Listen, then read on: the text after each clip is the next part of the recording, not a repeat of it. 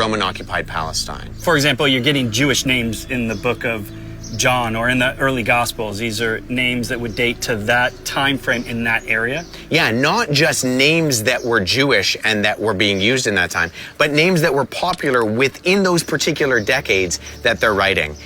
A series of scholarly studies has shown that, though Jews were located in many places across the Roman Empire, people's names often tended to be geographically located. By observing literary and archaeological artifacts, a list of common names can be clearly identified. By narrowing down the most popular names in places that Jesus lived, traveled, and ministered, and by comparing these to the list from the studies, an interesting correlation can be seen.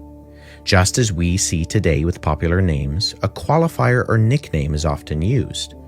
For example, notice that when Matthew lists the disciples in his gospel, certain names have a qualifier or nickname and others do not. Simon, called Peter, and Andrew his brother, and James the son of Zebedee, and John his brother, Philip and Bartholomew, Thomas and Matthew the tax collector, James the son of Alphaeus, and Thaddeus, Simon the Zealot, and Judas Iscariot, who also betrayed him. As we would expect, the most popular names are those that have an added description. When we compare the most popular names in Judea and Galilee during the first century with names we see listed in key places in the biblical Gospels, we find that all the names with qualifiers match with what we'd assume if they were actually written in the time and place they claim to be narrating.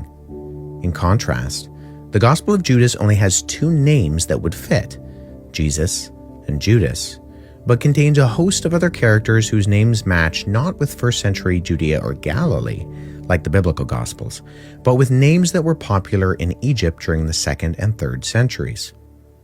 Consider how difficult it would be for someone living outside of the locations and times that these events took place to get the right names with the right qualifiers. We have 4 biblical Gospels, with 4 different authors, and yet each gets this test of naming frequency and attribution right every time.